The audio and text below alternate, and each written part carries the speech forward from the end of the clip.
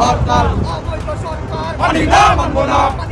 শেখ হাসিনা ভয় নাই, রাজপথ ছাড়ি নাই। শেখ হাসিনা বীরের বেশে আসবে ফিরে বাংলাদেশে, এমন স্লোগান দিয়ে রাজধানী সহ দেশের বিভিন্ন জায়গায় হরতাল সমর্থনে বিক্ষোভ মিছিল করে আওয়ামী লীগের নেতাকর্মীরা।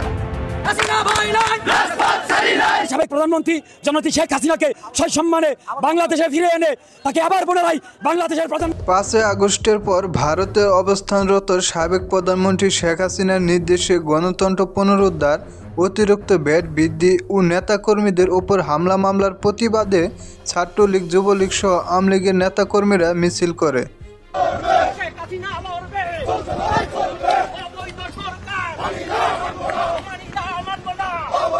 অন্যদিকে হরতালকে সফল দাবি করে দেশের রাজনীতিতে সর্বোচ্চ শক্তি নিয়ে ফিরবে আওয়ামী লীগ, বলছে আওয়ামী লীগের কেন্দ্রীয় নেতারা।